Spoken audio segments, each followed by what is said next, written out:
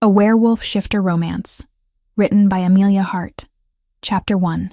Broken Wings. The memory comes back in fragments, the way nightmares do.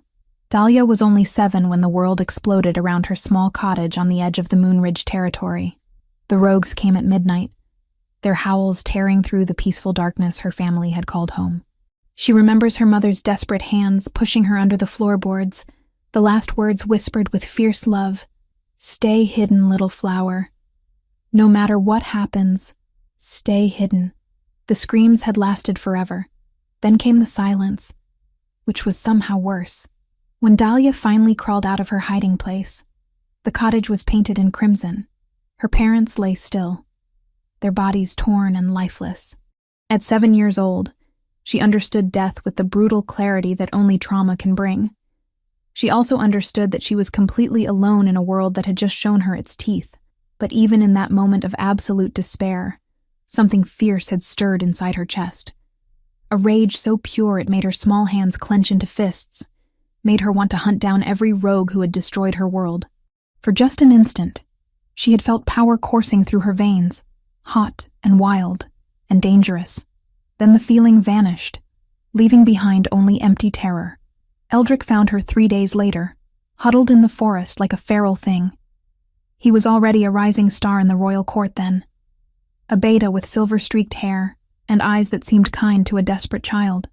"Poor little orphan," he murmured, wrapping her in his cloak. "Don't worry. I'll take care of everything." And he did. He arranged for her transport to the palace, spoke with the right people, filled out the proper paperwork.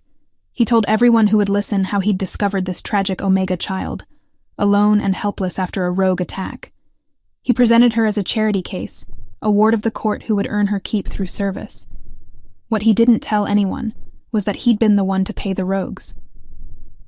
What he didn't mention were the documents he'd burned, the birth records he'd destroyed, the careful way he'd erased every trace of who Dahlia really was before bringing her to court. Most importantly, he didn't speak of the binding spells he'd commissioned from a dark magician, intricate enchantments designed to suppress not just her memories, but her true nature itself. Now, 11 years later, Dahlia scrubbed floors in the same palace where she should have been planning her coronation. The binding spells had done their work well, turning a suppressed alpha bloodline into what everyone believed was a defective Omega.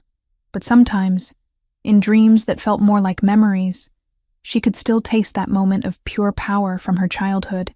"You missed a spot." Morella's voice cut through Dahlia's thoughts with practiced cruelty. The blonde beta stood above her, arms crossed, looking down with the expression one might wear when examining something particularly disgusting on their shoe. "Honestly, Dahlia, if you can't manage something as simple as cleaning properly, what use are you to anyone?" Dahlia kept her eyes fixed on the marble floor, her hands working the rough brush in steady circles. She'd learned long ago that responding only made things worse. Morella fed on reactions, on tears and anger and desperate defenses. The only way to survive her was to become stone. Though sometimes, just sometimes, when Morella's voice reached a particularly cruel pitch, Dahlia felt that old stirring in her chest, a whisper of something that wanted to rise up and make the tormentor kneel. She always pushed the feeling down, confused and frightened by its intensity. "I'm talking to you, serving girl." Morella's foot nudged Dahlia's shoulder. Not quite a kick, but close enough to make her balance waver. "The least you could do is show some respect when your betters are speaking to you." "My apologies, Lady Morella," Dahlia said quietly, never looking up. "I'll fix the spot immediately." The response came automatically. But for just a moment, she'd almost said something else entirely. Something sharp and commanding that would have wiped the smug expression off Morella's face. The urge was so strong it left her trembling. "See that you do. And when you're finished here, the kitchens need scrubbing as well. Cook says the grease stains are simply unacceptable." Morella sniffed delicately. "Really? One wonders why we keep such defective staff. It's not as if you can even transform properly." The words hit their mark, as they were meant to. Dahlia's hands stilled on the brush for just a moment before resuming their motion. It was true, and everyone in the palace knew it.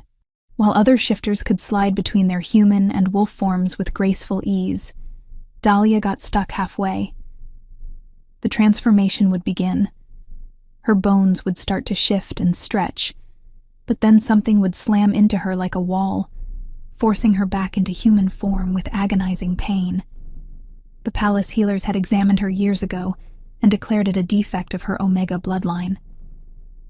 "Some wolves are just broken," the head healer had said with clinical detachment. "She'll live, but she'll never be complete."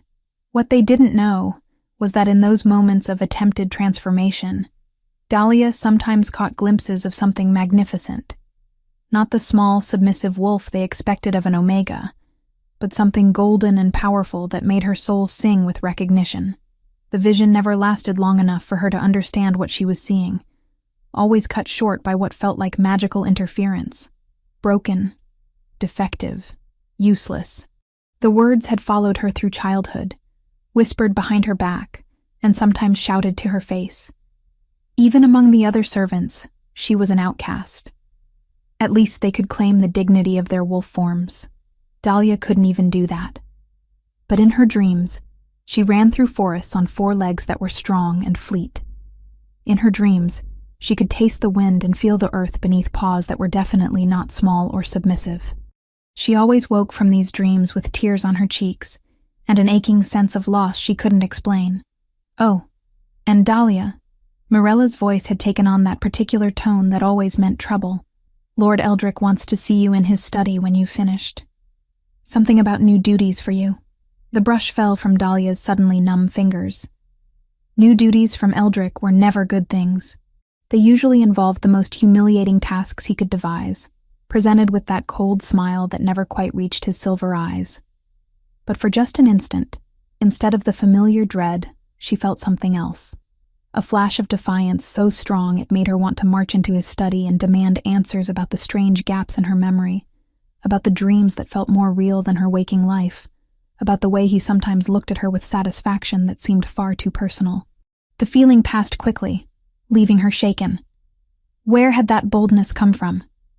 "Did you hear me?" Morella snapped. "Yes, my lady.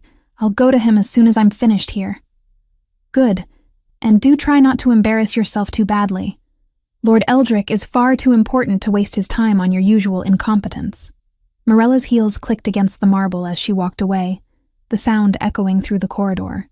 Dahlia remained on her hands and knees, staring at the spotless floor she'd been scrubbing for the past hour. There was no missed spot. There never was. Morella simply enjoyed the power of making her scrub the same section over and over again. Slowly, Dahlia gathered her cleaning supplies and stood. Her knees protested after hours of kneeling, but she ignored the discomfort. Pain was just another constant in her life, no more notable than breathing. Though lately, she'd been getting strange headaches, sharp pains that seemed to pulse behind her eyes at the most unexpected moments. The walk to Eldrick's study took her through the palace's main corridors, past tapestries that told the glorious history of the royal line. Dahlia had memorized every thread of those tapestries over the years, had traced the stories of brave alphas and noble battles until she could recite them by heart. Not that anyone had ever asked her to, but sometimes, when she looked at the depictions of royal ceremonies and coronations, she felt a strange familiarity, as though she'd seen such things before, though from a different perspective. The feeling was always accompanied by one of those stabbing headaches that made her vision blur. She paused outside Eldrick's door, steeling herself for whatever fresh humiliation awaited. Then she knocked. 3 soft taps that wouldn't disturb his lordship too much. Enter. The study was exactly as imposing as Eldrick himself. Dark wood paneling, leather-bound books that probably cost more than most people's annual wages, and the perpetual scent of expensive tobacco. Eldrick sat behind his massive desk, silver hair perfectly styled, reviewing what appeared to be correspondence. He didn't look up when she entered. "Ah, Dahlia. Right on time." He set down his pen and finally graced her with his attention. "I have a special assignment for you. The Great Harvest Banquet is in 2 days, and I've arranged for you to have a very important role." Dahlia's heart sank. Nothing good ever came from being singled out for special attention, particularly not for royal events where the entire court would be watching. "What kind of role, my lord?" Eldrick's smile was the same one he'd worn when he found her in the forest all those years ago. kind on the surface, cold as winter underneath. You'll be serving the wine, my dear. Front and center, where everyone can see what a fine example of Omega service looks like. The way he said it made her skin crawl. There was something hidden in those words. Some trap she couldn't yet see, but could sense waiting for her. For a moment, that strange defiance stirred again, making her want to ask why he'd really chosen her for this task. Instead, she gave the expected response. Of course, my lord. Whatever you require. Excellent. He opened a drawer in his desk and pulled out a folded piece of paper. Take this to the seamstress. She'll know what to do. Dahlia accepted the paper with trembling fingers. It was heavier than regular correspondence, more like parchment, and sealed with wax. She couldn't read what was inside, but she had the distinct feeling she wouldn't like it if she could. That will be all for now. Oh, and Dahlia? His voice stopped her as she reached the door. Do try to practice your curtsying. We wouldn't want you to embarrass the court with your usual clumsiness. She managed a nod and escaped into the hallway, her heart pounding against her ribs. Whatever Eldrick was planning for the banquet, it would end badly for her. It always did. But as she hurried toward the seamstress's quarters, something crinkled in the pocket of her worn dress. Something she'd forgotten was there until now. Earlier that morning, while cleaning Eldrick's study, she'd found a piece of partially burned paper in his fireplace. Most of it had been destroyed, but a few words remained visible along one edge, words that had been haunting her all day. She ducked into an empty alcove and pulled out the fragment, reading the few legible lines again by the dim torchlight. Her hands shook as she traced the partially burned letters. The red girl must be eliminated before her 19th birthday, as agreed. Payment will be made upon completion of... The handwriting was unfamiliar, but the meaning was clear. Someone wanted her eliminated before she turned 19. Someone had made arrangements, had promised payment for the deed. Dahlia pressed her back against the cold stone wall, her breath coming in short gasps. She would turn 19 in exactly 3 months. Whoever wanted her dead was running out of time. And for the first time in 11 years, that fierce power from her childhood stirred again, no longer buried beneath fear and submission. This time, it felt less like rage and more like awakening. Chapter 2. Whispers and Warnings. The great harvest banquet was only 2 days away, and the palace buzzed with frantic energy unlike anything Dahlia had witnessed in her 11 years as a servant. The usual methodical pace had been replaced by something bordering on panic, though she suspected it had less to do with the celebration itself and more to do with the fact that King Leofric was finally returning home. 3 months. 3 months he'd been gone on campaign in the Eastern Territories, the longest absence in years. The servants whispered about his victories, about the rebel strongholds he'd conquered, and the order he'd restored to the border regions. But they also whispered about how he'd changed, how the young king who'd left in spring had become something darker, more dangerous during his time at war. Dahlia found herself caught in the whirlwind of preparations, assigned to tasks that seemed designed more to exhaust her than to accomplish anything meaningful. She'd spent the morning hauling heavy silver platters from the vault, her arms aching from the weight. The afternoon had been devoted to polishing glassware until her fingers were raw from the cleaning cloths. But through it all, the burned fragment of paper seemed to whisper from her pocket. 3 months until her 19th birthday. 3 months until someone planned to eliminate her. The knowledge sat in her chest like a stone, heavy and cold and impossible to ignore. The headaches had been getting worse too. Sharp, stabbing pains that came without warning, usually accompanied by flashes of images that didn't make sense. Castles she'd never seen, faces she didn't recognize, the sound of her own laughter from what felt like a different life. Each episode left her disoriented and nauseous, as though something inside her skull was trying to break free. Dahlia! The sharp voice belonged to Mrs. Holloway, the head housekeeper, a stern woman whose gray hair was always pulled back in a severe bun. Stop daydreaming and focus. These goblets won't clean themselves. Yes, ma'am.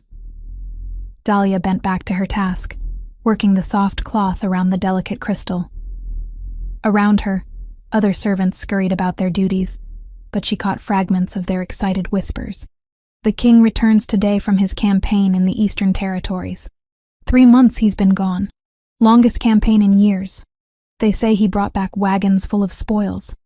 Gold, jewels, prisoners of war. I heard he defeated the rebel stronghold single-handedly, tore their alpha's throat out with his bare hands. Lord Varric says His Majesty's wolf has grown even larger. Big as a dire wolf now, with eyes that burn like molten gold. Dahlia kept her head down and continued polishing, but her suppressed wolf stirred restlessly at the mention of the Alpha King. She'd only seen King Leofric a handful of times during her years at the palace, always from a distance, always while she was performing some menial task that rendered her invisible. But even from afar, his presence was unmistakable. Power radiated from him in waves that every shifter in the vicinity could feel, a primal force that demanded submission and respect. The idea that he would be present at the banquet where Eldrick had planned some special humiliation for her made her stomach churn. Bad enough to be embarrassed in front of the court, worse still to have the Alpha King witness her degradation. "Dahlia, you're needed in the wine cellar." Mrs. Holloway appeared at her elbow again, her expression harried. "Count the bottles of Blood Moon Reserve. Lord Eldrick specifically requested an exact number for the banquet preparations." The wine cellar was located in the lower levels of the palace, carved into the bedrock and kept cool by natural springs. Dahlia descended the narrow stone steps, her single torch casting dancing shadows on the rough walls. The air grew colder with each step, and by the time she reached the bottom, her breath was visible in small puffs. Rows upon rows of wine bottles stretched before her, organized by vintage and region. The Blood Moon Reserve was kept in the deepest section, behind an iron gate that required a special key. Mrs. Holloway had pressed it into her hand with strict instructions to lock up again when she finished. Dahlia was halfway through her count when she heard footsteps on the stairs above. She paused, listening, but whoever it was had stopped just out of sight. Then came voices, hushed but audible in the echoing space. "Has to happen tomorrow night during the banquet." The voice was female, familiar, though Dahlia couldn't immediately place it.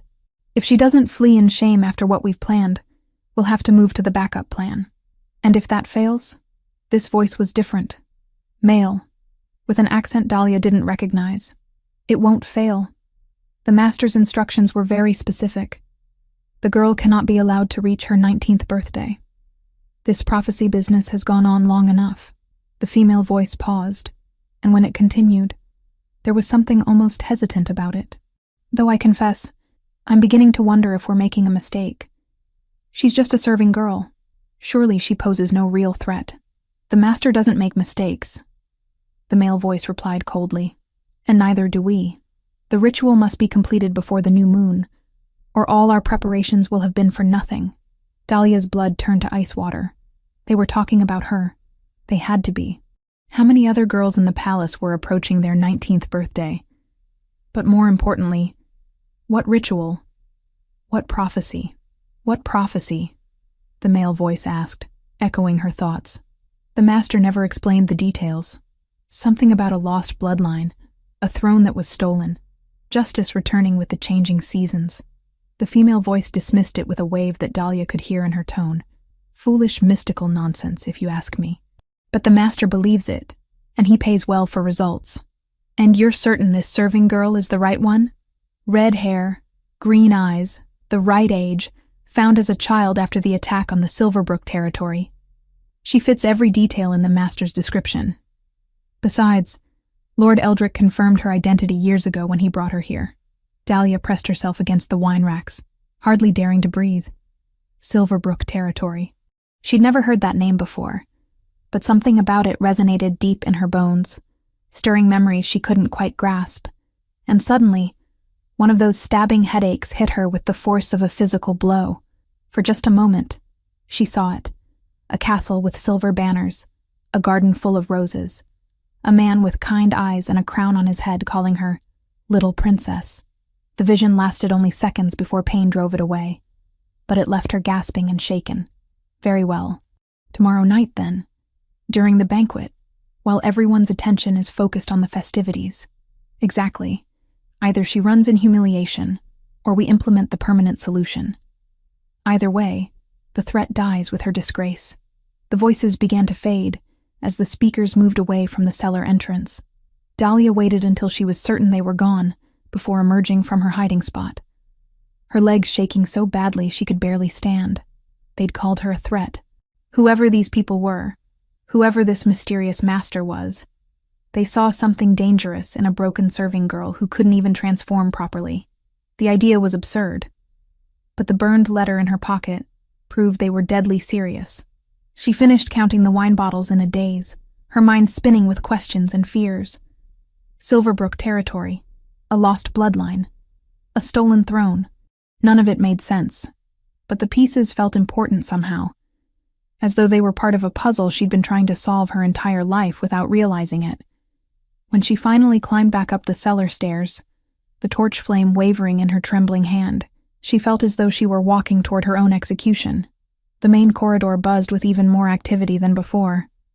News of the king's return had spread through the palace, and everyone seemed to be preparing for his arrival.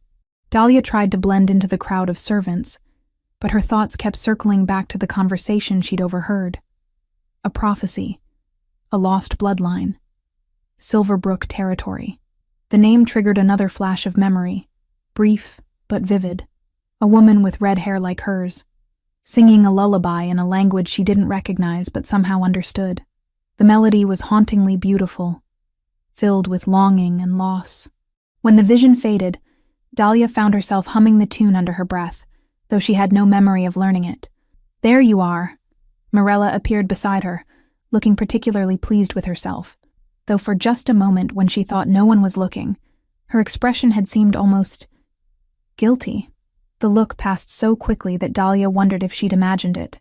Perfect timing. His Majesty's procession has been spotted on the horizon. All servants are to line the main courtyard for his formal entrance. And Dahlia? Morella's smile returned, though it seemed forced now. "Do try not to embarrass yourself. I'd hate for the king's first impression of our household staff to be unfortunate." The courtyard was already packed when Dahlia took her place in the back row with the other Omegas. The beta servants stood in front, followed by the noble families and court officials. Everyone faced the main gates, waiting for their alpha king to return in triumph from his latest conquest. But as they waited, Dahlia noticed something strange. Several of the servants kept glancing at her when they thought she wasn't looking, their expressions ranging from pity to fear. Did they know about tomorrow night's planned humiliation? Or was there something else? Something deeper that she was missing? Trumpets sounded in the distance, their notes carrying across the evening air. The massive iron gate swung open with a groan of metal, and King Leofric's procession entered the courtyard. Dahlia had expected pageantry, but the reality exceeded even her imagination. Wagons loaded with treasure rolled through the gates, their contents glinting in the torchlight. Captured weapons from defeated enemies were displayed on poles, and banners bearing the royal crest snapped in the evening breeze. But it was the man himself who stole her breath. King Leofric rode at the head of the procession on a massive black destrier, his armor still bearing the scars of recent battle. Even from her position in the back, Dahlia could see the raw power that emanated from him. He was larger than life, every inch the conquering alpha returning to his domain. But there was something else now, something that hadn't been there 3 months ago. A darkness in his golden eyes, a tension in his shoulders that spoke of battles fought and victories won at great cost. As his gaze swept over the assembled crowd, acknowledging the cheers and bowed heads of his subjects, something impossible happened. His golden eyes found hers. For one heartbeat, their gazes locked across the crowded courtyard. Dahlia felt a jolt of electricity run through her body, a sensation she'd never experienced before. Her suppressed wolf, always broken and incomplete, suddenly stirred with an intensity that made her gasp aloud. But this time it wasn't pain that stopped her transformation. It was recognition. Somewhere, in the deepest part of her soul, something called out to him. And impossibly, incredibly, his wolf responded. The king's expression changed, his brows drawing together in what looked almost like confusion. His destrier took another step forward, and for a moment, Dahlia thought he might actually ride through the crowd toward her. But then something else crossed his features. Pain, perhaps, or frustration, as though he was fighting against something he couldn't understand. Then Morella's elbow jabbed sharply into her ribs. "Eyes down, you fool," she hissed, though her voice sounded strained. What are you thinking, staring at his majesty like that? Dahlia dropped her gaze to the cobblestones, her cheeks burning with embarrassment and something else she couldn't name. When she finally dared to look up again, the king had moved on, acknowledging the bows of the court officials and nobles. But she could have sworn she felt his gaze return to her more than once during the formal ceremony. The ceremony concluded with speeches and presentations that Dahlia barely heard. Her thoughts were too chaotic, spinning between the overheard conversation in the wine cellar and that impossible moment of connection with the Alpha King. What was happening to her? Why did she feel as though her entire world was shifting beneath her feet? As the crowd began to disperse, she caught sight of Morella huddled in conversation with several other court ladies. Their voices were low, but Dahlia's enhanced hearing picked up fragments. Perfect timing with his return. Tomorrow night's entertainment will be even more satisfying with His Majesty present to witness it. Poor little Dahlia has no idea what's coming. But then one of the other ladies said something that made Morella flinch visibly. Are you certain we're doing the right thing? She looked so... I don't know. When the king saw her, for a moment it seemed like nothing. Morella cut her off, though her voice lacked its usual conviction. The plan proceeds as arranged. The master's will must be done. The pieces clicked together with horrible clarity. The banquet wasn't just where they planned to humiliate her, it was where they planned to destroy her completely, in front of the Alpha King himself. But more than that, they'd timed it specifically for his return. They wanted him to see her fall, but as they began walking back toward the palace, Dahlia noticed something that gave her the first spark of hope she'd felt in days. Morella kept looking back at her with an expression that wasn't quite cruel anymore. It was conflicted, almost guilty. Maybe, just maybe, not everyone was as committed to this conspiracy as they pretended to be. And somewhere in the growing darkness, she could swear she still felt those golden eyes watching her, waiting for something she didn't yet understand, but somehow desperately wanted to discover. The servant girl was beginning to wake up, and when she did, Dahlia suspected the world would never be the same. Chapter 3. Shattered Pride. The dress arrived at dawn, delivered by a seamstress who wouldn't meet Dahlia's eyes. It was beautiful in the way that poisoned apples are beautiful, perfect on the surface, deadly beneath. The fabric was a deep burgundy silk that should have been elegant, but Dahlia could see immediately that something was wrong with the construction. The seams were deliberately weakened, the hem uneven, and the bodice cut just slightly too large so it would slip at the worst possible moment. This was Eldric's masterpiece of humiliation, designed to fail spectacularly in front of the entire court. Dahlia held the gown against herself, studying her reflection in the cracked mirror that hung in her tiny servant's quarters. The color brought out the red in her hair and made her green eyes appear almost luminous. But that only made the trap more obvious. They wanted her to look beautiful right up until the moment they destroyed her. The headaches had been relentless since yesterday's encounter with the king. Sharp, stabbing pains that came in waves, each one accompanied by flashes of memory that felt more real than her current life. A castle with silver banners. A man teaching her to ride. A woman with her face singing lullabies in a language that felt like home. Well? Morella's voice made her jump. The blonde beta had entered without knocking, as was her habit when dealing with servants. But there was something different about her today, a tension in her shoulders that hadn't been there before. Don't just stand there gawking, put it on. Lord Eldric wants to see how it fits. Dahlia's fingers trembled as she began changing into the treacherous dress. The silk whispered against her skin, soft and cool and completely wrong. She was a servant, meant for rough wool and coarse cotton. This expensive fabric felt like wearing her own shroud. As she struggled with the deliberately complicated fastenings, another wave of pain hit her. This time, the vision was clearer. She saw herself as a child, maybe 5 or 6, wearing a dress very much like this one. But she wasn't alone. There was a boy with golden hair and kind eyes, perhaps a year or 2 older, helping her with the buttons while they both laughed. Perfect, Morella said when the vision faded, though her voice lacked its usual venom. She circled Dahlia with what should have been predatory satisfaction, but her movements seemed forced, mechanical. You look almost presentable. Almost. Too bad about your hair, of course. We'll have to do something about that mess. The next hour was pure torture, but not for the reasons Dahlia expected. Morella yanked and pinned her long red hair into an elaborate style that pulled painfully at her scalp, but her hands shook slightly with each movement. The curls were twisted and piled high, then secured with pins that felt like tiny daggers against her skull. But several times, when Morella thought she wasn't looking, Dahlia caught her staring at her reflection with something that looked almost like regret. There. Now, you look the part of a proper wine server. Morella stepped back to admire her handiwork, but her usual cruel smile was absent. Remember, you'll be serving the head table first. Start with the bishop, then work your way down the line. And Dahlia? Her voice caught slightly. Do try not to. That is, be careful with the tray. Wine stains are so difficult to remove from fine clothing. For just a moment, it sounded almost like a warning. The great hall had been transformed for the harvest banquet. Golden candles flickered from every surface, casting warm light over the assembled nobility. Tapestries depicting royal victories hung from the walls, and the air was thick with the scents of roasted meat, expensive wines, and the particular musk that came from having so many powerful shifters gathered in one space. But it was the tension that struck Dahlia most forcefully. Beneath the celebration and laughter, there was an undercurrent of anticipation that felt almost electric. Too many eyes followed her as she took her position near the servants' entrance. Too many conversations stopped when she passed. They were all waiting for something. King Leofric sat at the center of the head table, magnificent in black velvet trimmed with gold thread.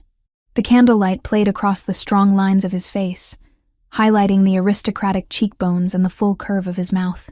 But there were shadows under his golden eyes that spoke of sleepless nights, and when he looked in her direction, she saw something that made her breath catch. Recognition mixed with confusion, as though he was trying to solve a puzzle he didn't understand. She forced herself to look away, focusing instead on the heavy silver tray loaded with goblets of the finest vintage. Her hands were steady despite the terror coursing through her veins. Whatever they had planned, she wouldn't give them the satisfaction of seeing her shake. "Begin serving," Mrs. Holloway whispered, giving Dahlia a gentle push toward the head table.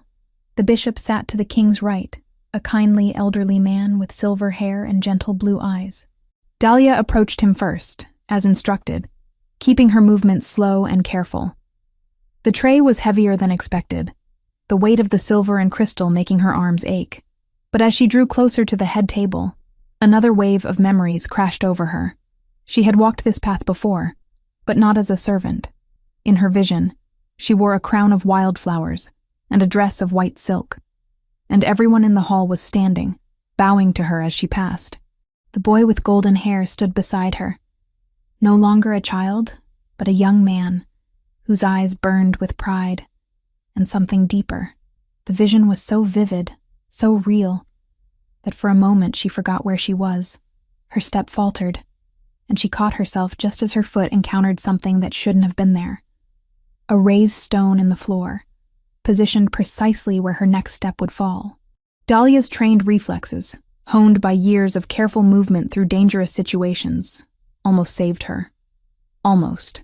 But as she tried to correct her balance, she realized with growing horror that this was only the beginning of the trap.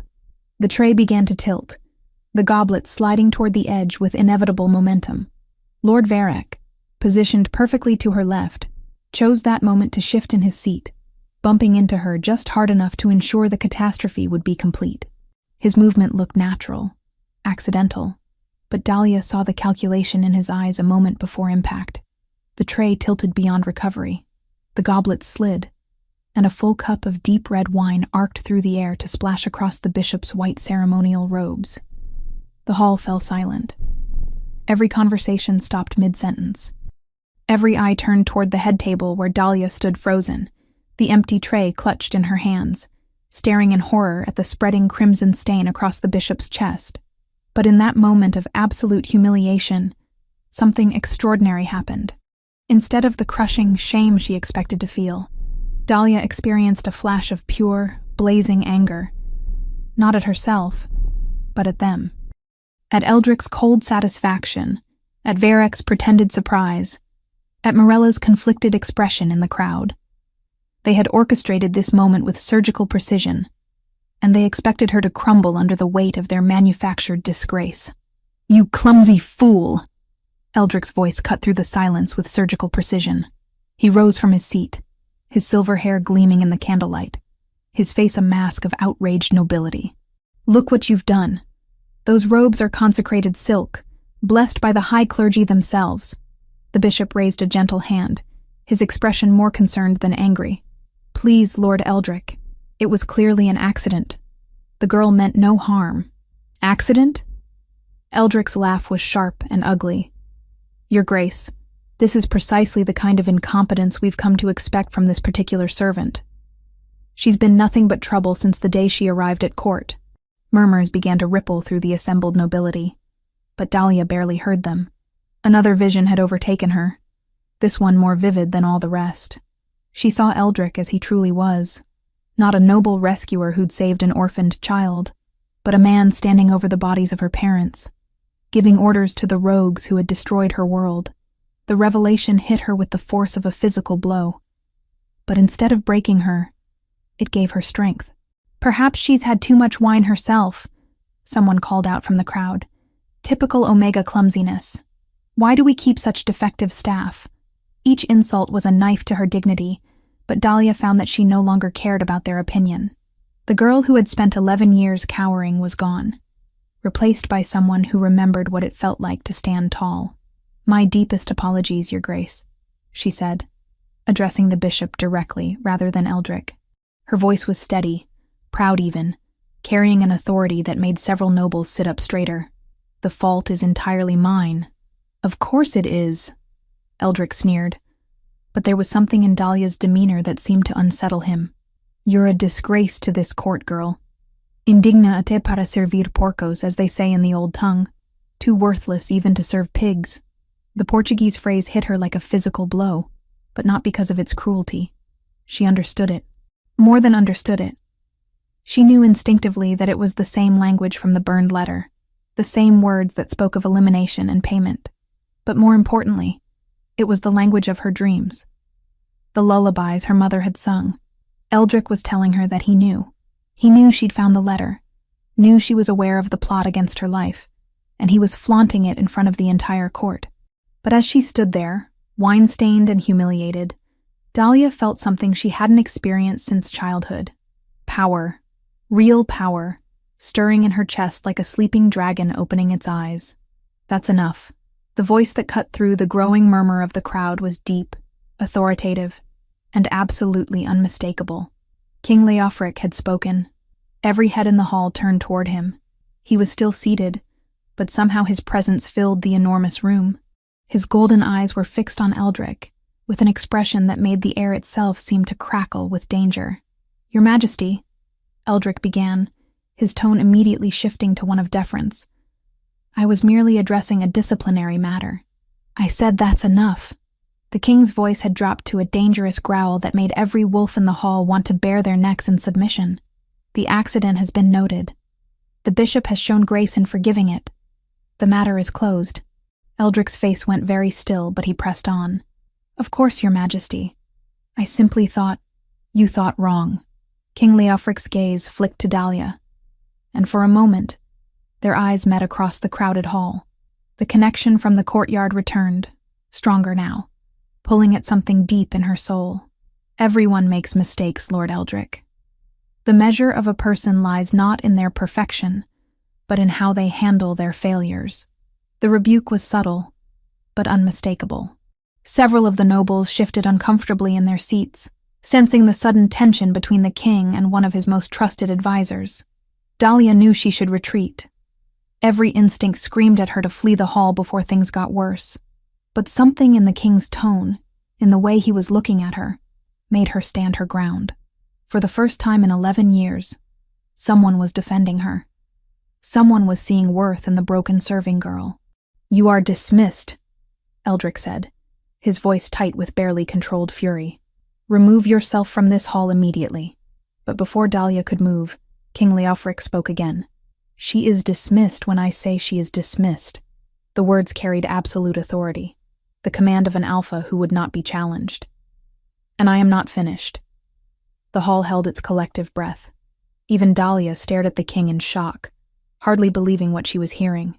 King Leofric rose from his seat with fluid grace, his full attention focused on the wine-stained serving girl who had somehow managed to capture the interest of the most powerful man in the kingdom. "Tell me, Lord Eldric," he said conversationally, though his tone could have frozen fire. "How long have you been in my service?" 23 years, Your Majesty." Eldric's confusion was evident, but he answered promptly. 23 years. "And in all that time, have you ever known me to tolerate deliberate cruelty toward those under my protection?" The question hung in the air like a blade waiting to fall. Eldric's face had gone pale, but he managed to stammer out a response. "Never, Your Majesty. But surely you don't think—" "I think," King Leofric said with deadly calm, "that accidents happen to everyone. I also think that how we respond to those accidents reveals our true character." His golden eyes swept the room, taking in every face, every expression. "What I witnessed tonight was not an accident being handled with grace. What I witnessed was a pack of predators taking pleasure in someone else's misfortune." Dahlia felt tears prick at her eyes, but they weren't tears of shame. For the first time in her life, someone was fighting for her.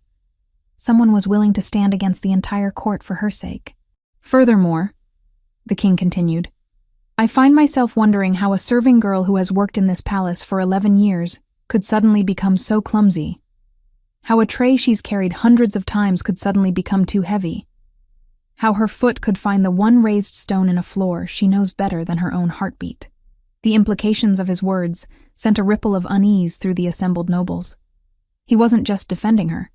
He was suggesting deliberate sabotage. "Your Majesty," Bishop Harlan interjected gently, perhaps we should remember that justice is not negotiable." King Leofric cut him off. "Not even at harvest banquets. Not even for the entertainment of bored nobles who have forgotten what honor means." Dahlia curtsied deeply, first to the bishop, then to the king. "Your Grace, Your Majesty, again, my sincerest apologies for disrupting your celebration." As she turned to leave, she caught sight of Morella near the wall with several other court ladies. But instead of satisfaction, Morella's face showed open distress. Their eyes met for just a moment, and Dahlia saw something that shocked her, genuine regret, and what looked almost like relief that the king had intervened. But as she reached the servants' entrance, she heard something that made her blood run cold. Not laughter this time, but whispered conversations that carried clearly to her enhanced hearing. That was unexpected. The king's interest complicates things. We'll have to accelerate the timeline. The master won't be pleased. They thought their humiliation had been complete. They thought their plan had succeeded. They had no idea that their real target was still standing, still breathing, and now under the protection of the most powerful alpha in the kingdom. But more importantly, they had no idea that with each passing moment, the binding spells that had kept her suppressed for 11 years were growing weaker. The headaches, the flashes of memory, the growing sense of power. It was all connected to something they had tried to destroy, but had only managed to delay. Dahlia slipped through the entrance and into the corridor beyond, her mind already racing. The public humiliation was just the beginning. If she had learned anything from the overheard conversations, it was that they had a backup plan, a permanent solution. She had survived the night's ordeal, but the real battle was just beginning, and for the first time since finding that burned letter, she felt ready to fight back. Chapter 4. Royal Wrath. The moonlit gardens of the royal palace had always been Dahlia's sanctuary, but tonight they felt more like a graveyard for her shattered dignity. She collapsed onto the stone bench beside the fountain, her breath coming in ragged gasps, the burgundy dress clinging to her skin with perspiration, and the lingering scent of spilled wine. The carefully arranged hair that Morella had tortured her with now hung in loose strands around her face, but somehow, instead of feeling defeated, she felt strangely liberated. Every laugh from the great hall echoed in her memory, but for the first time, they didn't cut as deeply as they should have. The girl who had entered that hall tonight was not the same one who had emerged. Something fundamental had shifted during those moments of public humiliation, something that made her spine straighter and her chin higher despite everything. The burned letter in her pocket seemed to whisper with new urgency now. 3 months until her 19th birthday, they had said. 3 months until someone planned to eliminate her. But after tonight's revelation about Eldric's true nature, after the flash of recovered memory showing him at the scene of her parents' murder, Dahlia knew the timeline was probably much shorter. Another wave of that now familiar pain crashed through her skull, sharp and intense. But this time she didn't fight it. This time, she let the vision come. She saw herself at perhaps 8 years old, standing in a great hall very much like the one she'd just left. But she wasn't serving. She was being presented to a crowd of nobles who bowed as she passed. A crown of silver roses sat on her red hair, and beside her stood a boy with golden eyes who looked at her with unmistakable adoration. "You're going to be the most beautiful queen in all the kingdoms," the boy whispered. And she laughed, the sound bright as silver bells. The vision faded, leaving her gasping and shaken. But instead of confusion, she felt something like recognition. The boy in her memory had grown up to become the man who had just defended her in front of his entire court. Running away won't solve anything. The deep voice made her jump, though some part of her had been expecting it. King Leofric stepped out from the shadow of an ancient oak tree, his formal crown absent, but his presence no less commanding. The black velvet doublet from the banquet was slightly disheveled, as though he had been moving quickly, and his golden eyes blazed with an intensity that made her emerging wolf stir with recognition. "Your Majesty!" Dahlia scrambled to her feet, nearly tripping over her wine-stained skirts. But this time, instead of the crushing shame she expected to feel, she experienced something else entirely, a sense of rightness, as though this meeting had been inevitable. "You don't seem surprised to see me," he observed, his voice surprisingly gentle for a man who had just dominated an entire room full of nobles. Most people would be terrified to face their king after such a public spectacle. Should I be terrified? The question escaped before she could stop it, and she immediately tensed, expecting royal displeasure. Instead, King Leofric smiled, a genuine expression that transformed his entire face. "No," he said simply. "You should never be afraid of me." He moved closer, and she caught his scent, pine and leather and something wild that made her suppressed wolf sing with joy. "Tell me, Dahlia, what do you remember about your life before the palace?" The direct question caught her off guard. "Very little, Your Majesty. The healers said the trauma of losing my parents damaged my memory." The healers said many things. His tone suggested he had little faith in their diagnoses. "But what do you feel when you try to remember? Not what others have told you, but what your heart tells you." Another headache was building behind her eyes, but this time it felt different, less like pain and more like pressure, as though something was trying to break free. I have dreams sometimes. They feel more real than my waking life. But that's impossible, isn't it? Nothing is impossible. King Leofric was close enough now that she could see the flecks of amber in his golden eyes. "Tell me about these dreams. Castles with silver banners. A woman who looks like me teaching me to ride. A man with kind eyes who called me princess." She paused, studying his face. "And a boy with golden hair who promised to protect me forever." Something flickered across his features. Recognition, pain, and something that looked almost like grief. How old was this boy in your dreams? Perhaps 9 or 10. Old enough to understand promises, young enough to believe they could never be broken. Dahlia's voice dropped to a whisper. "Your Majesty, why do I feel like I know you?" Before he could answer, voices echoed from the palace corridors. Someone was calling her name, and the tone was far from friendly. "They're looking for me," she said. But instead of the familiar terror, she felt something approaching defiance. "I suppose I should go face whatever punishment awaits. Let them look."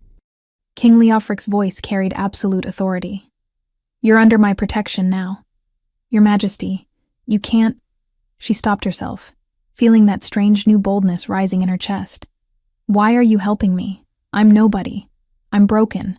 Whatever game they're playing, surely it's not worth risking your political capital." "My political capital?" His laugh was sharp as a blade, but not unkind. "My dear girl, I am the Alpha King. I don't risk my capital. I decide how to spend it." He stepped closer, close enough that she could feel the warmth radiating from his body. "And right now, I've decided that anyone who hurts you will answer to me personally." The certainty in his voice sent warmth flooding through her chest. For 18 years, no one had ever stood up for her. No one had ever seen worth in the broken serving girl who couldn't shift, couldn't fight, couldn't do anything but scrub floors and accept abuse. But this man, this king, was looking at her as though she mattered. Why? The word escaped before she could stop it. Because someone is playing games in my court, and I don't appreciate being made a fool of. Because what I witnessed tonight wasn't justice or discipline. It was orchestrated cruelty. His expression softened slightly. And because when I look at you, I see someone who should never have had to learn to be invisible. "Dahlia!" The voice belonged to Mirella, and it was getting closer. "Where are you, you stupid girl?" King Leofric's jaw tightened. "Stay here. I have something to say to my guests. Your Majesty, please don't make things worse for yourself. Trust me." The command in his voice brooked no argument, but underneath it was something else. Something that felt suspiciously like caring. "Whatever happens next, know that you are not alone anymore." He turned and strode back toward the palace, his movements sharp with barely contained fury. Dahlia watched him go, her heart pounding with a mixture of terror and hope. She had no idea what he planned to do, but the authority radiating from him suggested it would be memorable. Inside the great hall, the celebration was in full swing. The nobles had moved past Dahlia's humiliation to other entertainments, but the story was still being retold with embellishments that grew more elaborate with each repetition. Lord Varric was demonstrating his impression of her stumble for a group of laughing courtiers when the massive oak doors burst open with enough force to rattle the hinges. King Leofric strode into the hall with the presence of an avenging angel. Conversations died mid-sentence, as every person in the room felt the weight of royal displeasure settling over them. The very air seemed to crackle with dangerous energy, the kind of primal alpha dominance that made wolves want to bare their necks and submit. "Your Majesty." Bishop Harlan rose from his seat, still dabbing at the wine stains on his robes. "We were just laughing." King Leofric's voice cut through the suddenly silent hall. "I could hear you from the gardens." Quite amusing, apparently. The public humiliation of a defenseless girl. Eldrick stood smoothly, his silver hair gleaming in the candlelight, though there was something strained about his composure now. "Your Majesty, surely you understand that discipline must be maintained. The servant's carelessness." "Carelessness?" King Leofric's golden eyes fixed on the nobleman with predatory focus. "Is that what we're calling sabotage now?" A ripple of unease passed through the assembled guests. Several of the younger nobles exchanged nervous glances, suddenly uncertain about the evening's entertainment. "I'm sure I don't understand your Majesty's meaning," Eldrick said carefully, though sweat had begun to bead on his forehead. "Don't you? Then allow me to clarify." King Leofric stepped further into the hall, his presence commanding absolute attention. "I witnessed a coordinated effort to humiliate an innocent girl. I saw obstacles placed precisely where they would cause maximum damage. I watched supposedly honorable nobles orchestrate a spectacle for their own amusement." Lord Varric cleared his throat nervously, his earlier bravado completely evaporated. "Your Majesty, perhaps you misunderstood. Did I misunderstand the laughter? The cruel comments? The obvious pleasure you all took in watching someone suffer?" King Leofric's voice rose with each word, the alpha power in it making several betas instinctively bare their necks. "Because from where I stood, it looked like a pack of hyenas feeding on carrion." The comparison hit its mark. Several of the nobles flinched visibly, their carefully maintained dignity cracking under the royal rebuke. "Perhaps," Mirella said with forced brightness, though her voice shook. "Your Majesty is being overly sensitive about a simple accident." "Laugh at her again and you're dead!" The words exploded from King Leofric with such force that several goblets shattered on the tables. Every person in the hall dropped to their knees instinctively, overwhelmed by the sheer alpha dominance pouring from their king. The chandeliers trembled overhead, and somewhere in the distance, wolves howled in response to their ruler's rage. In the sudden, absolute silence that followed, King Leofric's voice carried clearly to every corner of the vast space. "That girl has shown more grace and dignity in one evening than most of you have displayed in your entire lives. She faced your cruelty with courage, accepted responsibility for accidents that weren't her fault, and maintained her composure even when you were tearing her apart for sport. His golden eyes swept the room, marking each face for future reference. Anyone who finds that amusing will discover exactly how creative I can be with punishment.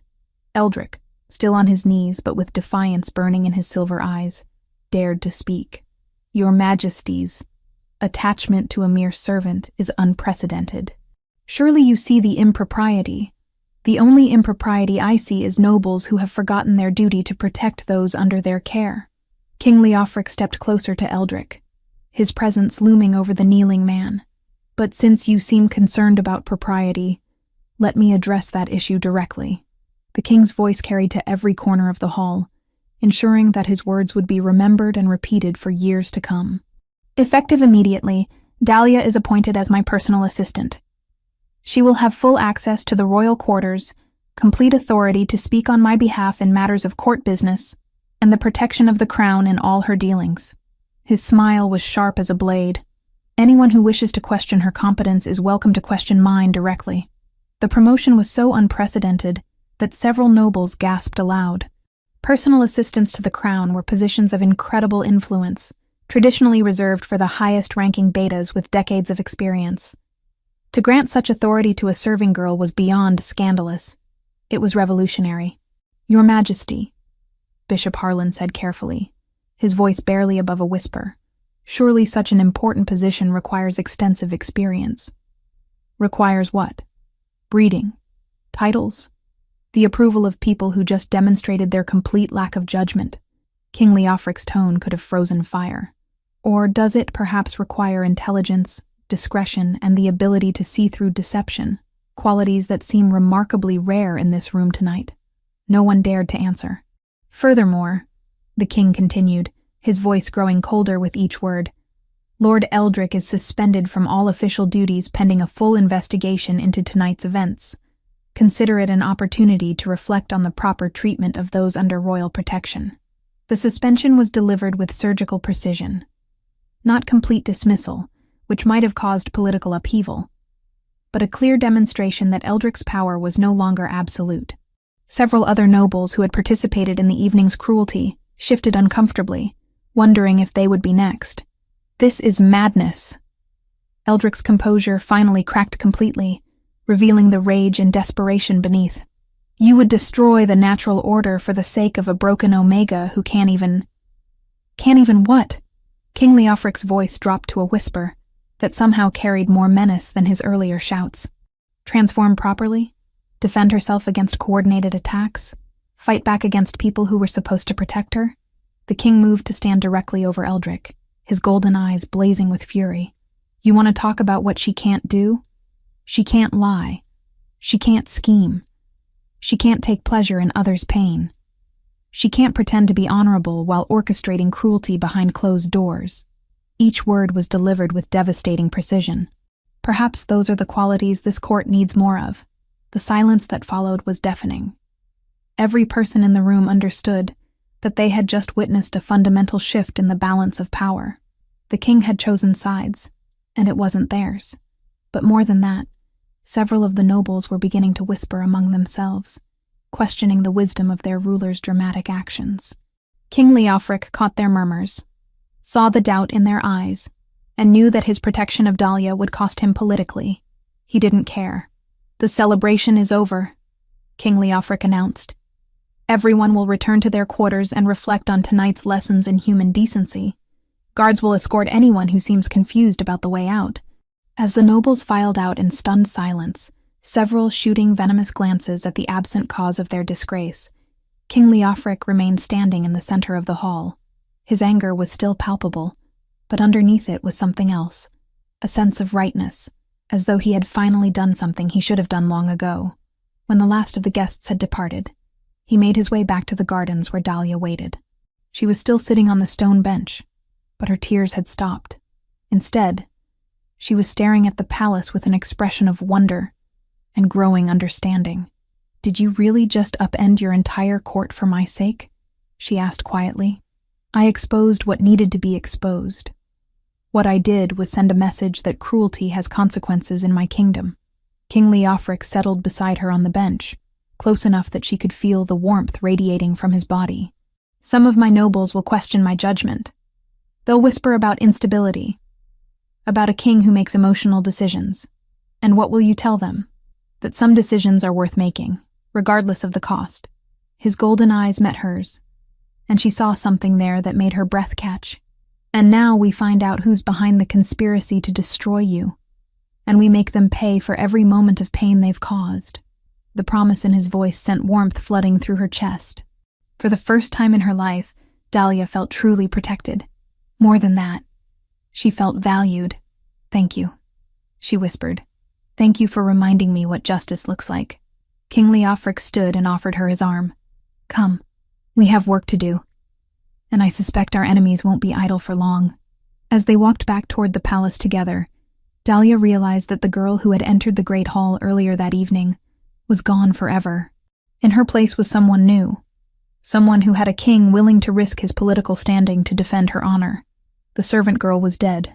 What emerged from the ashes of her humiliation was something far more dangerous to her enemies. She was someone worth protecting. And in a world built on power and intimidation, that made her the most revolutionary force of all. Chapter 5. Dangerous Proximity. The Royal Library was a sanctuary of ancient knowledge, its towering shelves reaching toward vaulted ceilings painted with constellations and mythical beasts. Dawn light filtered through stained glass windows, casting rainbows across leather-bound volumes that held centuries of royal history, magical theory, and pack law. Dahlia had never been inside before. Servants weren't permitted in spaces reserved for noble education. But the golden key had turned smoothly in the side door, just as King Leofric had promised. 3 days had passed since the banquet. 3 days since her world had turned upside down. The headaches that had plagued her for months were now constant. No longer sharp stabbing pains, but a persistent pressure that felt like something trying to break free from inside her skull. Along with the pain came flashes of memory, each one clearer and more vivid than the last. She moved carefully between the rows of books, her new position as the king's personal assistant still feeling surreal.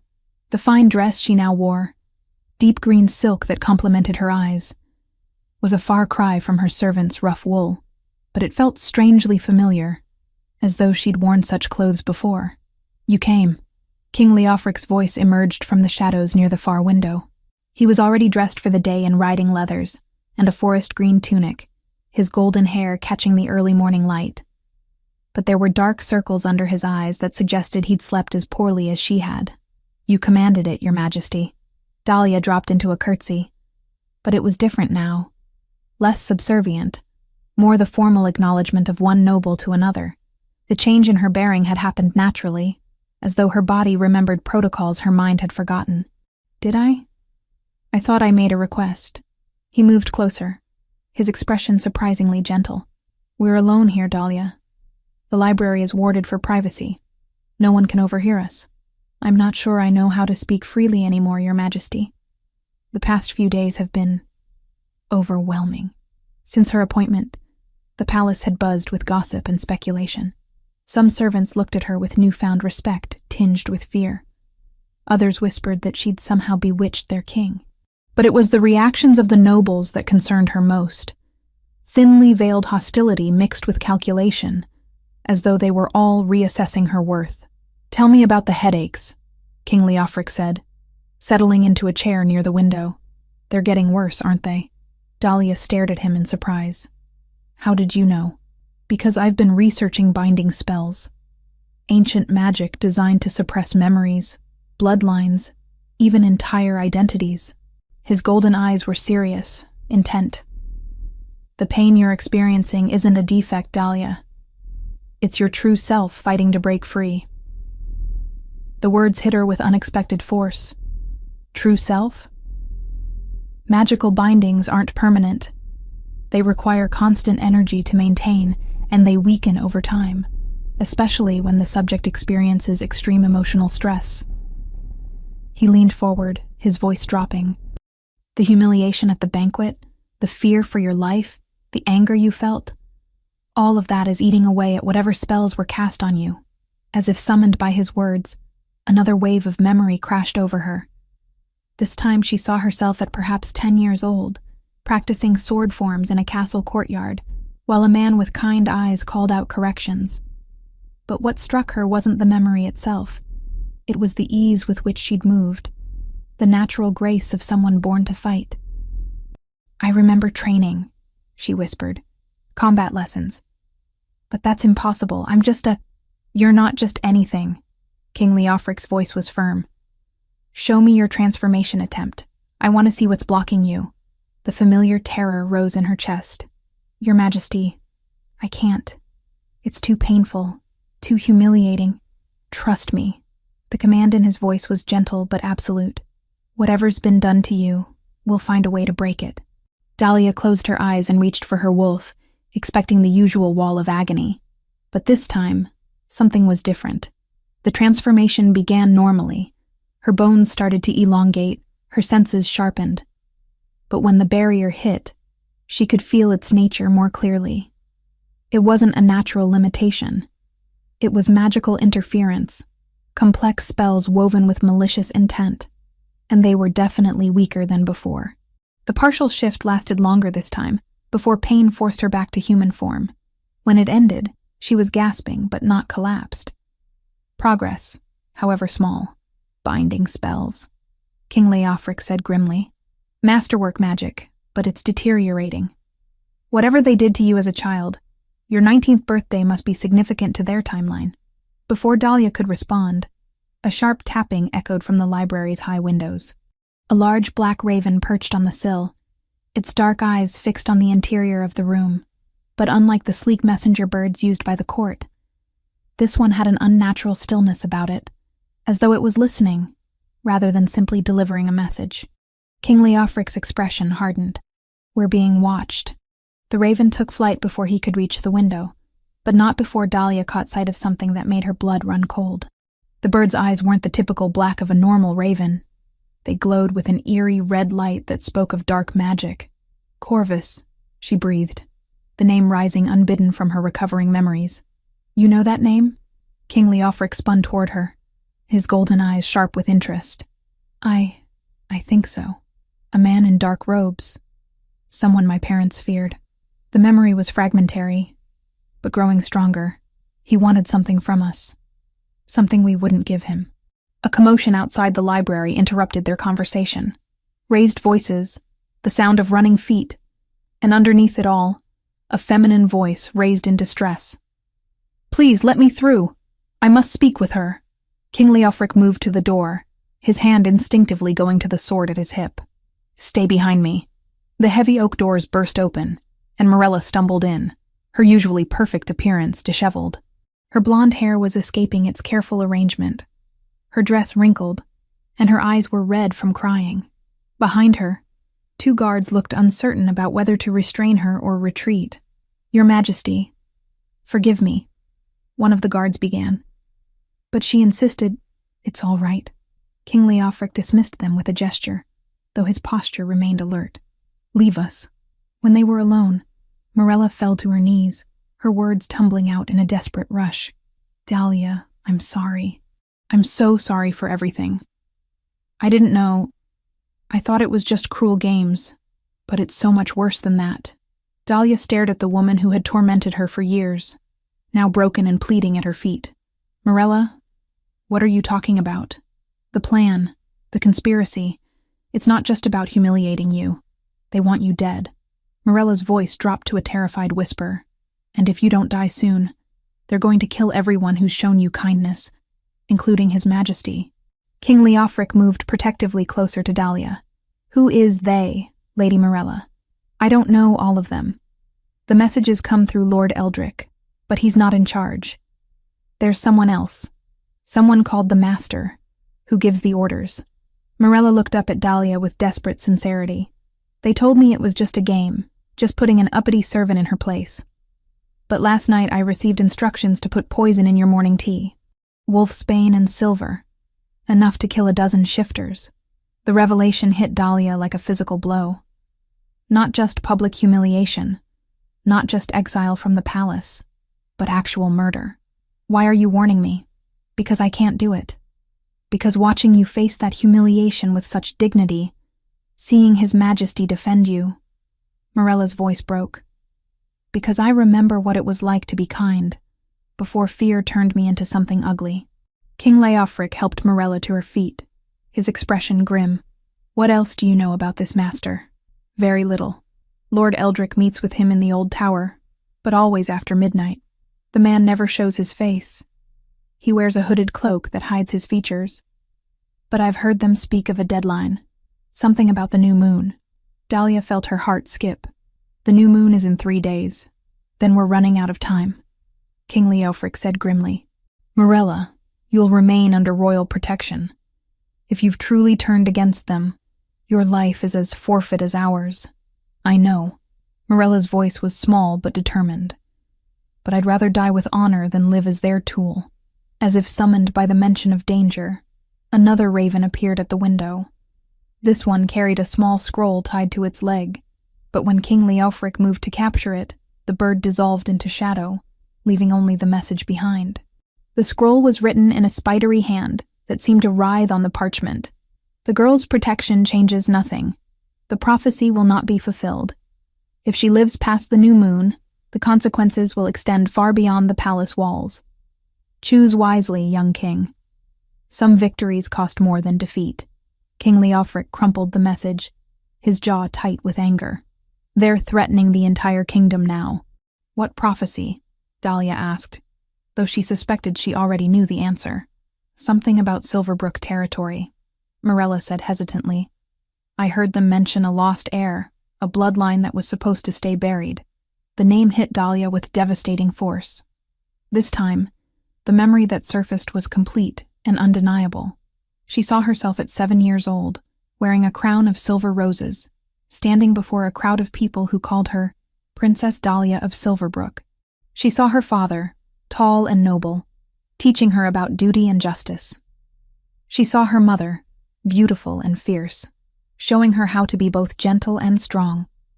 And she saw Eldric, younger but unmistakable, standing among her father's advisors with eyes that promised betrayal. "I remember," she whispered. "I remember everything." The binding spells, weakened by days of emotional turmoil and growing self-awareness, finally cracked beyond repair. Memories flooded back in a torrent.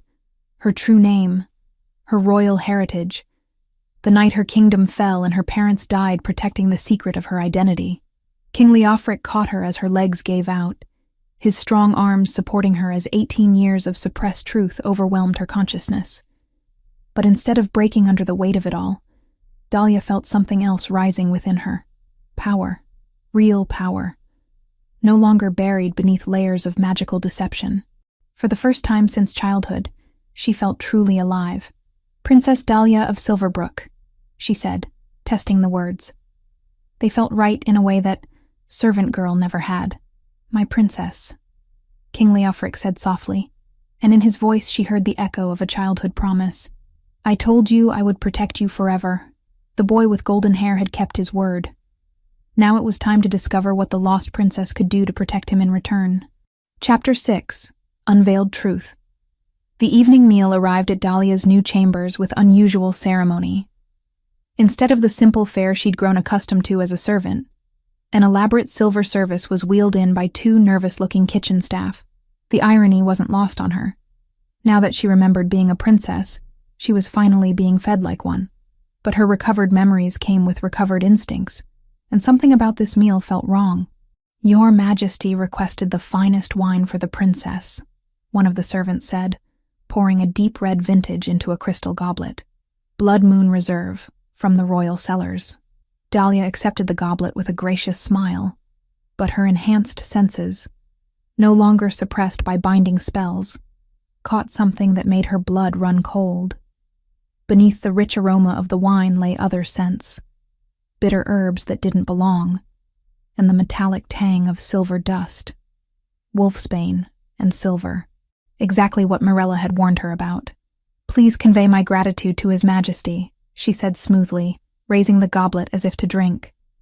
"Such thoughtfulness is truly royal." The servants bowed and retreated, leaving her alone. The moment the door closed, Dahlia set the goblet aside and moved to the window. The wine would have killed her within minutes. A dose strong enough to fell an alpha, let alone someone they still believed was a broken omega. But who had sent it? Leofric would never harm her. And Morella had already confessed to the original poison plot, which meant someone else had access to the royal kitchens. Someone with enough authority to command the staff without question. Eldrick, suspended from his official duties but still bearing the trappings of nobility, still trusted by servants who didn't know the full extent of his fall from grace.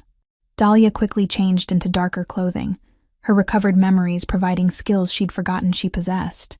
Moving silently through the palace corridors was second nature to someone who'd spent years hiding from assassins, even if those memories had been buried for over a decade. She made her way to Eldrick's chambers, her heart pounding with a mixture of fear and anticipation. The man who had murdered her parents and stolen her life was finally within reach of justice. But first, she needed proof of the larger conspiracy. The chambers were empty, but signs of recent occupation were everywhere. Maps of the kingdom spread across his desk, correspondence in multiple hands, and most tellingly, a small vial of the same poison that had been meant for her wine. A hidden passage behind the bookshelf stood slightly ajar, Eldrick's desperation making him careless. Dahlia slipped through, following stone corridors she recognized from her childhood memories. These were the secret ways her father had shown her. Paths meant for royal escape in times of siege. The passage led to the old tower, exactly as Morella had described. Voices echoed from above, and Dahlia climbed the narrow stairs with careful steps, staying in the shadows. The girl should be dead by now. Eldrick's voice carried clearly in the confined space. The poison was enough to kill a dozen wolves. "Your confidence has always exceeded your competence," came a cold reply, in a voice that made Dahlia's skin crawl. She knew that voice from her nightmares, though she'd been too young to understand its true malice when she'd first heard it. Corvus, the dark magician who had orchestrated her family's destruction. "The binding spells are failing faster than anticipated," Corvus continued. "The emotional trauma of recent events has accelerated her awakening. If she's discovered how to resist poison, then we implement the final solution," Eldrick said, though his voice shook slightly. "The ritual chamber is prepared. We can complete the blood sacrifice before the new moon." Dahlia pressed closer to the doorway, straining to hear every word. "You still don't understand the full scope of what we're dealing with," Corvus said, his voice carrying the weight of dark knowledge. "I've recently discovered why the 19th birthday is so crucial. It's not just about her claiming Silverbrook's throne." "What do you mean?" "The Silverbrook bloodline doesn't merely carry the right to rule one territory. They are descendants of the High Alphas, the original royal family that once commanded the loyalty of all Packlands across the continent." Corvus's excitement was palpable. "When she reaches 19, and the binding spells fail completely, she won't just be a princess. She'll have the magical and legal authority to unite every pack under one crown." Dahlia's blood ran cold. The scope of what they feared was far greater than she'd imagined. "That's impossible," Eldrick whispered. "The High Crown was dissolved centuries ago. Dissolved, but never destroyed. The bloodline survived, carefully hidden through generations of political upheaval. Your little princess isn't just an inconvenience. She's the greatest threat to the current balance of power that has ever existed. Then why didn't we kill her as a child? Why this elaborate charade with binding spells and false identities?" Corvus was quiet for a moment before answering. "Because I didn't know.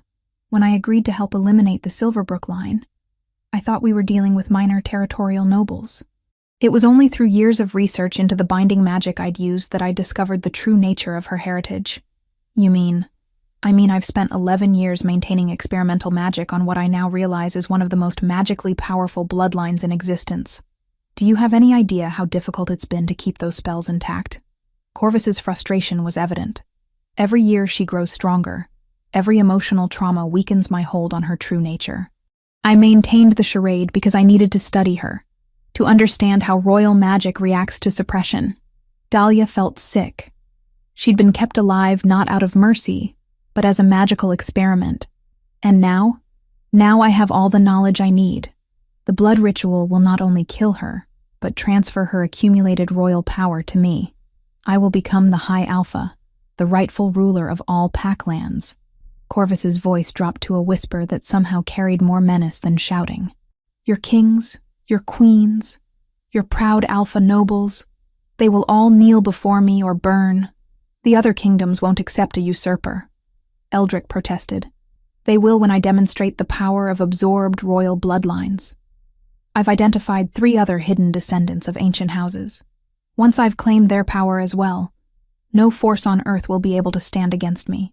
Dahlia had heard enough. She began backing away from the door, but her foot caught on a loose stone. The small sound echoed in the tower's acoustics, and the conversation above stopped abruptly. What was that? Eldrick's voice was sharp with paranoia. Someone is listening. Corvus's tone carried deadly certainty. Find them. Now. Dahlia ran, abandoning stealth for speed. Behind her, she could hear Eldrick's heavy footsteps on the tower stairs, cursing as he gave chase.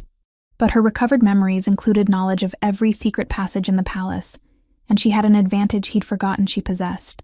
She reached the main corridor just as palace guards rounded the corner, drawn by the commotion. But instead of feeling relieved, Dahlia realized with growing horror that she had no way to prove what she'd overheard. Corvus would vanish into the shadows.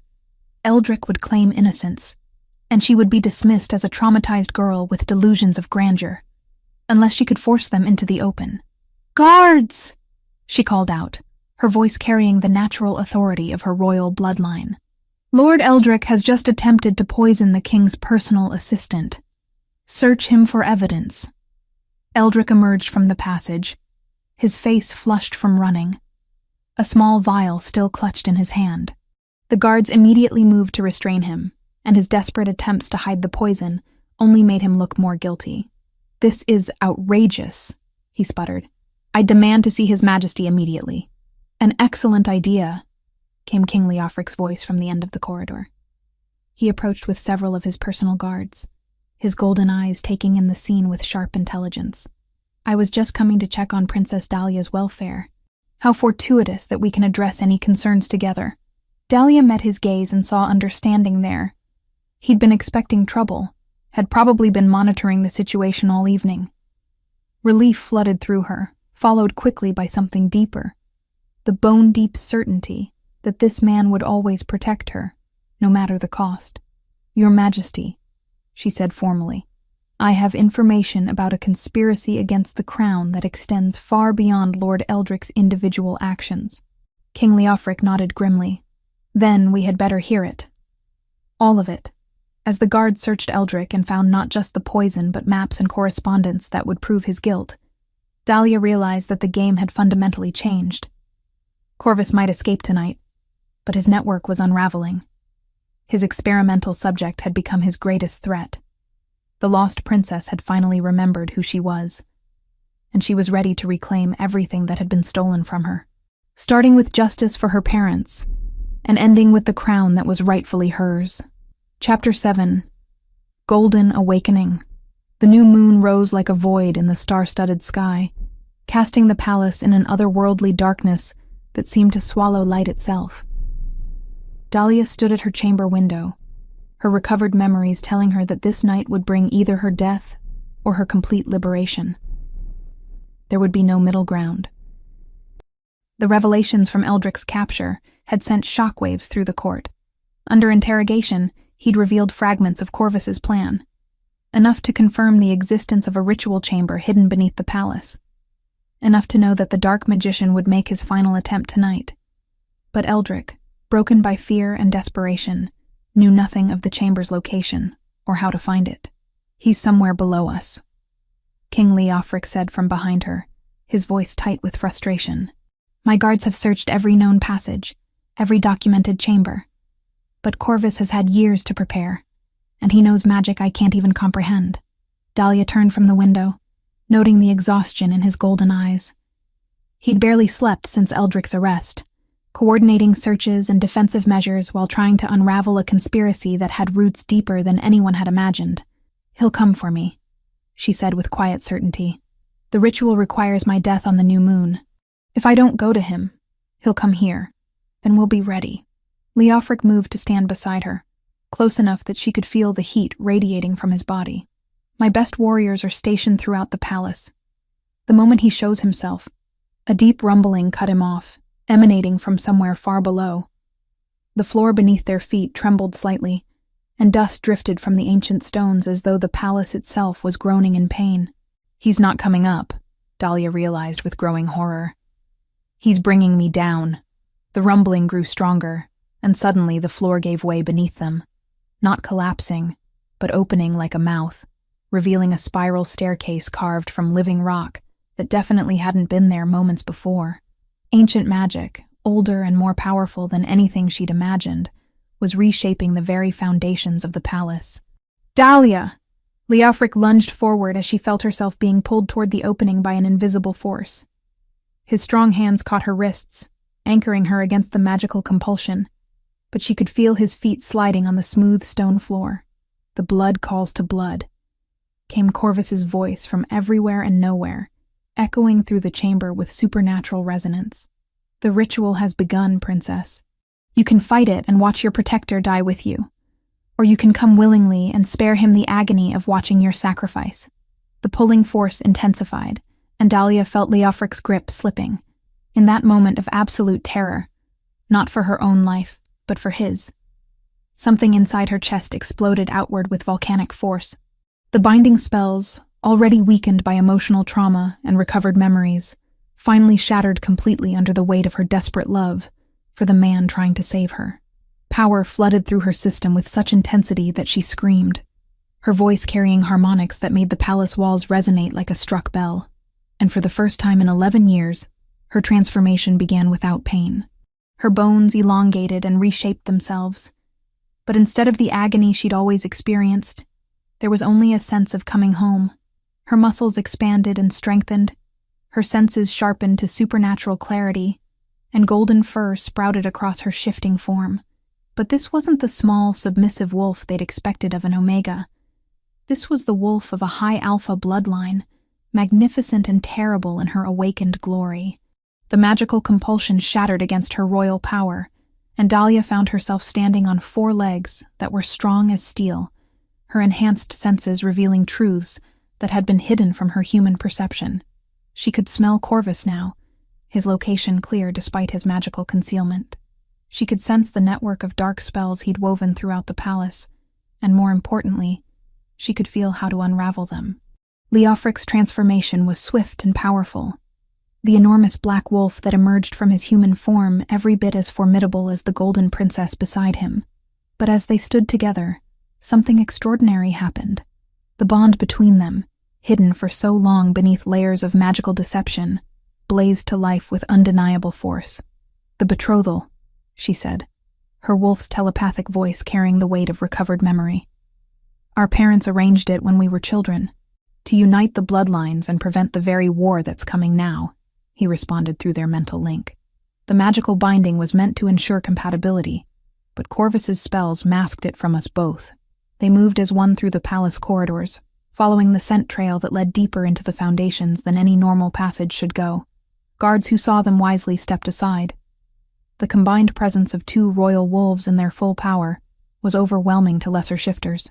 The ritual chamber, when they finally found it, was a nightmare of carved symbols and dark stains that spoke of years of preparation.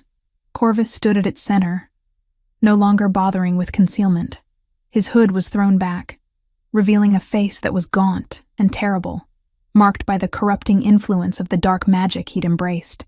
"Too late," he said with cold satisfaction. "The ritual is already in motion. Your blood will feed my ascension whether you're willing or not." He raised his hands, and shadow-made assassins materialized around the chamber. Not living beings, but constructs of pure malice given form.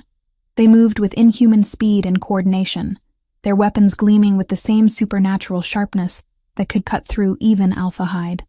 The battle was swift and vicious. Dahlia and Leofric fought with the perfect synchronization of mated wolves, their movements complementing each other as though they'd been trained together from birth. Her newfound power burned through her veins, royal magic that had been suppressed for years now flooding through her system with intoxicating intensity. She was faster than the shadow assassins, stronger than their enchanted weapons, and far more intelligent than they'd been created to handle. But it was the combination of her power with Leofric's experience that proved devastating. Where she was raw potential, he was disciplined skill. Together, they were unstoppable. Corvus's confidence began to crack as his constructs fell one by one. "Impossible," he breathed. "The binding spells should have kept you weak for years yet. Your spells were strong," Dahlia said, her wolf form shifting back to human as the last shadow assassin dissolved. "But they were never stronger than love." She stood before him now as she truly was. Not the broken serving girl he'd created, but the princess he'd tried to destroy. Power radiated from her invisible waves, her recovered royal nature blazing like a beacon in the dark chamber. "You killed my parents. You stole my childhood. You turned me into an experiment for your twisted ambitions."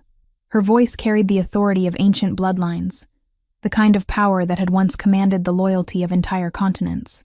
"But worst of all, you made the mistake of letting me live long enough to remember who I am." Corvus raised his hands for one final spell, desperation making him careless with power that should never be handled recklessly. But before he could complete the incantation, Leofric struck with the decisive efficiency of a king who had learned warfare through necessity rather than choice. It was over in seconds. As Corvus's body hit the chamber floor, the dark magic that had pervaded the palace for years began to unravel. The ritual chamber started to collapse, ancient stones finally giving way to the weight of decades without proper magical support.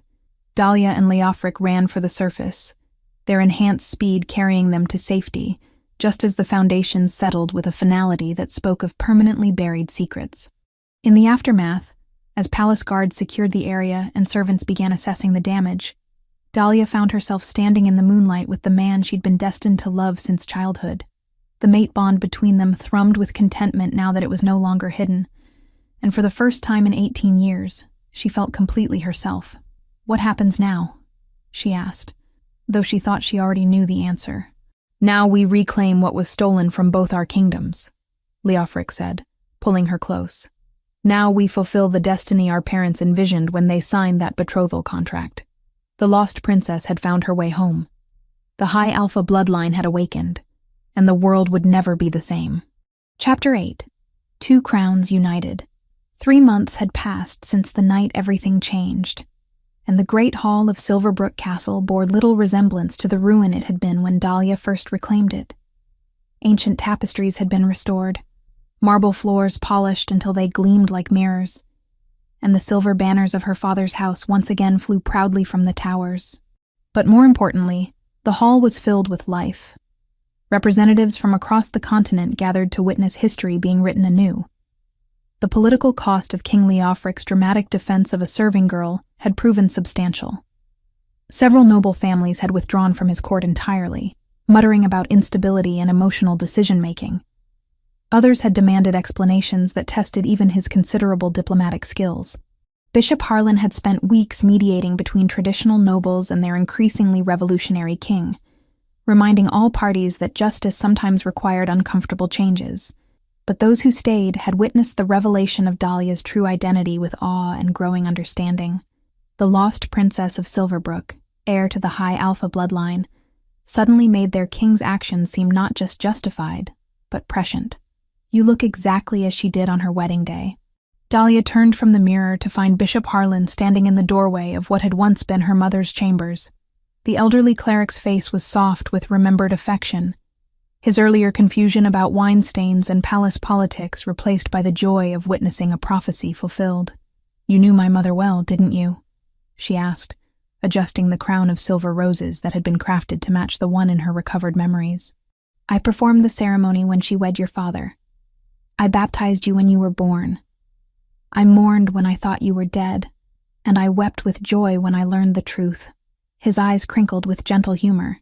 "Though I must admit, watching Lord Eldric's complete breakdown during his final trial was almost as satisfying as officiating your restoration. Eldric's fate had been decided swiftly once the full extent of his crimes became known. Stripped of titles and fortune, he now resided in the deepest dungeons of Silverbrook, facing a lifetime of imprisonment for treason against 2 royal houses. Some had called for execution, but Dahlia had chosen a more fitting punishment: forcing him to live with the knowledge that everything he'd worked for had crumbled because of a serving girl he'd underestimated. Speaking of ceremonies, Bishop Harlan continued with a meaningful look. It's time. The representatives are assembled, the vows have been prepared, and your husband-to-be is waiting at the altar looking particularly regal. Husband-to-be. Even after 3 months of political maneuvering and gradual revelation of their childhood betrothal, the reality still took her breath away. Not because she doubted their connection. The mate bond had only grown stronger as they worked together to rebuild her kingdom and navigate the complex web of continental politics.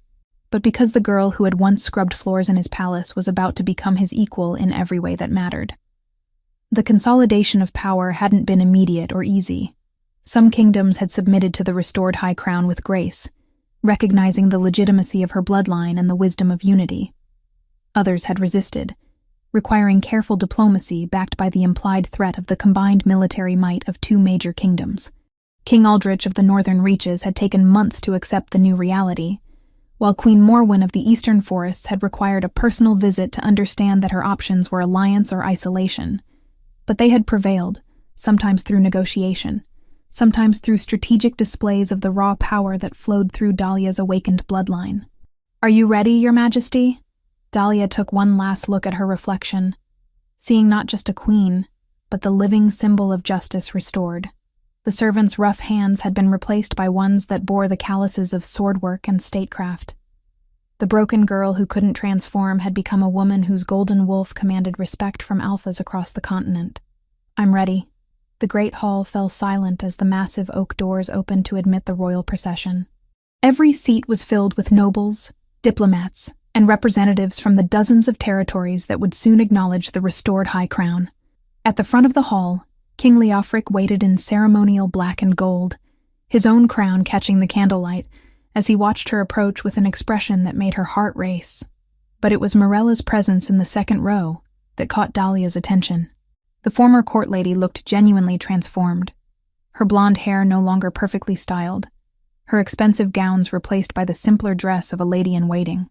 The months since her confession had been difficult ones, as she worked to earn forgiveness not just from Dahlia, but from a court that had watched her cruelty for years. Yet she had persevered, proving through action rather than words that her remorse was genuine. She'd testified against Eldric's remaining associates, helped uncover the last of Corvus's hidden spells, and gradually earned a place in the new order through humble service rather than inherited privilege. "Dearly beloved," Bishop Harlan began, his voice carrying clearly through the vast space. "We are gathered today to witness not merely the union of 2 hearts, but the restoration of a covenant between kingdoms that was forged in wisdom and sealed in love."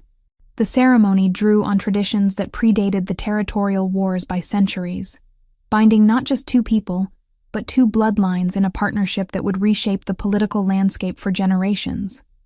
But beneath the formal language and ritual gestures, Dahlia was acutely aware of the man standing beside her. King Leofric had never looked more magnificent than he did today, his golden eyes burning with an intensity that made her wolf purr with satisfaction. "The betrothal was signed when you were children," Bishop Harlan had explained during their preparation. "Your parents saw not just political advantage, but the potential for a love that would transcend the divisions plaguing our lands.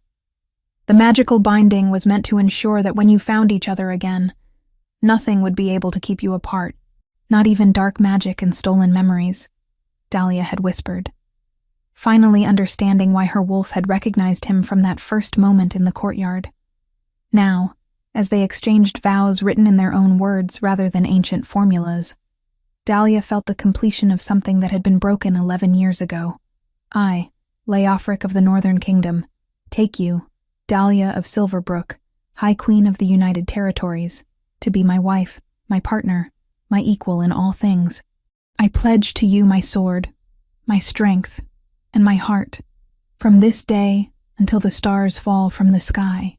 His voice was steady and sure, carrying harmonics of power that resonated through every shifter in the hall.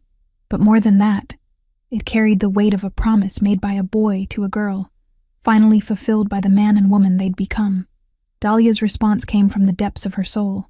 "I, Dahlia of Silverbrook, High Queen of the United Territories, take you, Leofric, to be my husband, my king, my equal in all things.